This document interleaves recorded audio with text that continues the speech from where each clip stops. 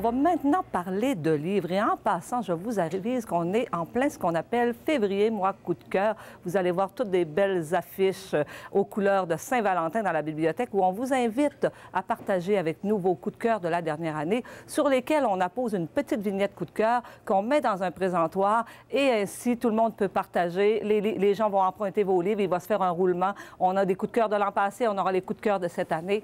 Donc, on vous invite à dire vos petits coups de cœur au personnel de la bibliothèque. J'ai retenu pour vous, pour parler de livres, 3 bandes dessinées. La dernière fois, j'en avais pas parlé. Alors là, je vais vous dire que je me paye un petit peu la traite, comme on dit. Je vais vous parler de 3 bandes dessinées coups de cœur là, qui ont été vraiment de très beaux coups de cœur. De Loisel et Trip, Magasin Général. On est rendu à 8 tomes. Ça a été fait à partir des années 2006. Le dernier numéro, le numéro 8, est paru en 2011. Et ça, c'est curieux parce que ça parle de la culture québécoise au début du siècle, mais c'est écrit par des dessinateurs, c'est dessiné et écrit par des gens européens, mais qui sont venus faire un petit stage au Québec et qui se sont assurés, avec un écrivain d'ici, de faire une adaptation très québécoise.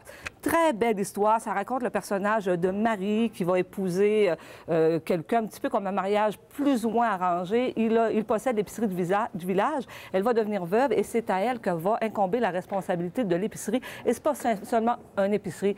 Le coin de l'épicerie, c'est vraiment l'âme du village en tant que tel, parce que Marie va s'occuper de tout le monde. On retrouve là tous les personnages de l'époque. Le jeune curé, un peu trop à la mode, au goût de certaines personnes. On va avoir les 3 sœurs vieilles filles qui vivent ensemble et qui rapportent plein de ragots et qui sont toujours mécontentes, qui disent plein de potins sur tout le monde. Le vieil homme athée qui va devenir le meilleur ami du curé. Alors, c'est vraiment une très, très belle série québécoise. Je vous encourage à découvrir. Ça s'appelle, je vous rappelle, Magasin Général, 8 tomes. Quelque chose de très attendu de nos jeunes et de nos moins jeunes.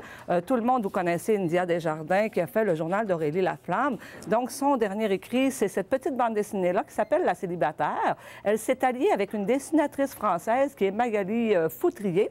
Et ça reprend un peu, c'est pas vraiment ses personnages, c'est un nouveau personnage. Donc, c'est la jeune trentaine, la jeune fille, son chum vient un petit peu de la larguer. Donc, c'est tous les mots des gens célibataires qui voudraient bien trouver la perle idéale. Juste en passant, c'est très bien dessiné, c'est très amusant. C'est juste des petites courtes histoires d'une page ou deux. C'est pas une longue histoire. Donc, je vous montre un petit peu de quoi ça a l'air au niveau des dessins. C'est léger. Il y a aussi beaucoup d'humour. Et je voudrais spécifier qu'au niveau de Madame Desjardins, elle a fait une petite entrevue dans une revue dernièrement et elle avertit vraiment les libraires parce que les libraires ont tendance à dire « Ah non, non, non, c'est pas pour les jeunes, c'est une bande dessinée pour adultes. » Et elle dit, elle, au contraire, c'est une bande dessinée qui s'adresse peut-être pas aux 5, 6, 7, 8 ans, mais à partir de 9 ou 10 ans.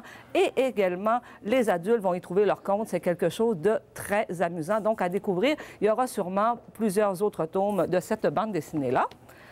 L'accro du shopping. Si vous connaissez Sophie Kinsella avec ses nombreux livres, maintenant, ce sont les histoires, encore une fois, de Rebecca Blumwood, mais transposées en bande dessinée. Les dessins sont magnifiques. C'est vraiment une tendance, je dirais, très manga, très japonaise. Encore une fois, la jeune célibataire. Et si vous connaissez le personnage, bon, c'est une jeune femme qui ne sait pas compter. Et c'est un peu ça la farce de l'histoire, c'est qu'elle est analyste, journaliste financière pour un grand quotidien, mais par contre, elle ne sait pas compter. Ses cartes de crédit sont toujours ce qu'on appelle dans le plafond. La banque court après elle, mais elle ne peut pas résister lorsqu'elle passe devant une boutique et qu'elle voit un beau sac à main. Elle dépense toujours un petit peu de façon un peu fofolle. Donc ça, c'est vraiment très, très amusant. Encore une fois, ça s'adresse aux jeunes adolescentes. Ça va sûrement plaire aux jeunes filles et aussi aux adultes qui sont fans de bande dessinée. J'ai eu un petit coup de cœur pour ce livre-là qui s'appelle « 50 expériences pour épater ». Et c'est vraiment, si vous voulez trouver des petits trucs pour faire lever un petit peu le party à la maison. Mais ce qui est drôle, c'est que c'est fait de façon très, très sérieuse. C'est fait par 2 scientifiques qui sont vraiment des professeurs d'université en sciences qui ont décidé de mettre leur talent à l'épreuve et de vous offrir des petites expériences super amusantes à faire. Mais ce qui est intéressant, c'est qu'on vous explique étape par étape comment les réussir et pourquoi ça fonctionne. Pourquoi ce procédé-là, à partir de bases chimiques, pourquoi est-ce que ça fonctionne de cette façon-là? Donc, vraiment, les gens qui ont une âme scientifique, ils vont trouver leur compte dans ces petites expériences-là. Et pour ceux qui savent pas trop et qui veulent simplement amuser, là, c'est très, très bien expliqué. Là. Beaucoup de petites choses à faire avec des alcools, comment séparer les couleurs dans un verre en même temps que de faire une expérience pour amuser. On présente de magnifiques beaux alcools aux invités. Donc, je vous rappelle le titre, 50 expériences pour épater, c'est tout nouveau. Je cuisine. Cuisine de maman, c'est si réconfortant. On est en plein hiver. Ce temps-ci, le temps n'est pas vraiment pour nous autres, la température. Je cuisine, c'est un petit fascicule dont je vous parle régulièrement. Ils vont sortir plusieurs numéros. Celui-là, vous savez, on commence à le feuilleter. Puis là, on dit, ah, ça, j'aimerais ça le faire. Je me suis ramassée près du photocopieur à essayer de photocopier quasiment toutes les photos, toutes les recettes du livre. Je dis, garde, je vais plutôt l'acheter ou je vais l'emprunter à la bibliothèque. De recettes très, très, très simples, avec des ingrédients qu'on a tout le monde. Et c'est vraiment ce qu'on appelle à ce temps-ci de l'année, ce qu'on appelle du comfort food, avec beaucoup de belles choses, très chaleureuses, des plats mijotés, de beaux desserts, des belles tartes traditionnelles. Donc, vraiment, tous les fascicules de cette collection-là, Je cuisine, c'est à recommander. Ce sont vraiment de très belles recettes. Fondu et raclette, celui-là aussi, je l'ai feuilleté. Puis celui-là, c'est sûr que je vais l'acheter. C'est un petit livre qui vaut à peu près 13 $. Si vous êtes fan de fondu et de raclette, là, on part de partout. Ne serait-ce que la première section qui nous présente, je pense, une quinzaine de bouillons différents. Moi, tout de suite, j'ai vu une adaptation pour me faire des belles soupes maison. On a aussi, au niveau des raclettes, on a aussi les fondus sucrés avec tous les desserts inimaginables, avec tous les produits qu'on peut utiliser. Naturellement, les fondus au fromage. Et on accorde quelques pages avec les sauces pour accompagner vos menus préférés. Très beau livre. Donc, fondu et raclette pour faire durer le plaisir. C'est les plaisirs gourmands de Cathy. Et ça, c'est la collection pratico-pratique. Ça, vraiment, tout ce qui a cet insigne-là, là, ce sont des livres de grande qualité, très, très abordables, aussi très, très simples. On poursuit ici, celui-là. Ça aussi, c'est un livre que je voudrais bien acquérir. Vous connaissez tous Chartier, qui est le sommelier. Donc là, ça fait depuis 17 ans que ce monsieur-là, il nous offre des genres de livres de sélection de l'année et tout ça. Ça s'appelle le Guide Chartier. Donc maintenant, il a plutôt décidé de changer un petit peu la formule. Là, ça s'appelle tout simplement le Chartier, tout simplement. 520 à acheter les yeux fermés. Je ne m'étais jamais adonnée à le feuilleter. C'est toujours quelque chose que je trouvais qui avait l'air bien intéressant. Mais c'est tellement bien fait. On vous parle avec de petits icônes de rapport qualité-prix. Vous allez voir, il n'y a pas vraiment d'image. C'est un livre qui est peut-être un petit peu rébarbatif, mais c'est vraiment complet. On parle de tous les vins du monde. Donc, lui, c'est vraiment ses coups de cœur. Et je pense que c'est un incontournable, M. Chartier, parce que vous savez qu'il est le seul Canadien à avoir remporté le titre de meilleur sommelier au monde, catégorie vin et spiritueux. Donc, tous les critiques s'entendent pour dire que ce n'est pas... on n'a rien perdu en perdant les livres de sélection.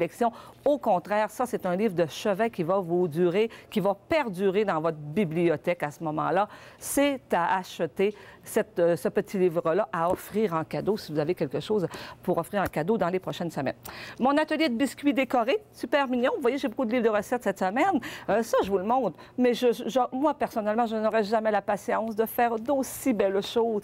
On vous propose de magnifiques beaux biscuits à réaliser avec vos enfants, de belles petites recettes simples, mais du travail. Et c'est divisé sur divers thèmes. On a ici biscuits de mariage, on va avoir biscuits d'anniversaire, le thème des pirates. Je vais aller vous chercher, je m'étais mis un petit séparateur ici, le thème de Pâques.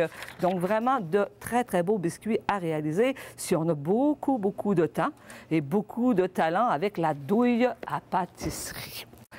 Je sais qu'il me reste peu de temps, mais là, je vais remplir un défi qu'on m'a lancé. Vous savez, depuis les médias sociaux, avec Internet, la distance n'a plus aucune importance. Donc, on peut être vu partout dans le monde. Et j'ai une fan en France. Depuis qu'on met nos émissions sur YouTube, cette dame-là, elle s'appelle Odile. Je me souviens plus à quel endroit elle vit en France. Elle est tombée par hasard un jour sur une des chroniques de la Biblio Vous Livre. Et depuis ce temps-là, elle nous suit de façon très, très assidue. Et à chaque chronique, elle nous fait part de ses petits commentaires par courriel pour nous dire comment elle a apprécié et tout ça. Et elle m'a lancé un petit défi dans le temps des fêtes. Elle me dit, si vous acceptez la mission, cela consistera à présenter mes vœux de bonheur à votre famille, à tout le personnel de la bibliothèque, ainsi qu'à tous les usagers de la bibliothèque d'Alma, auquel elle semble avoir un petit attachement, la bibliothèque.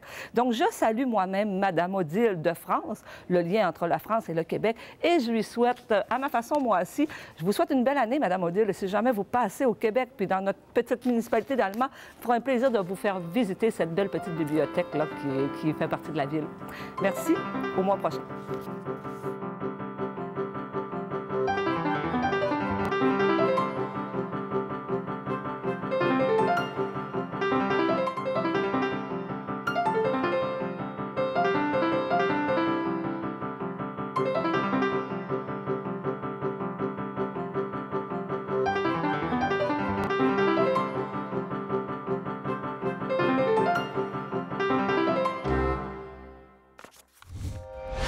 Télé Cogeco, un service exclusif aux clients de Cogeco.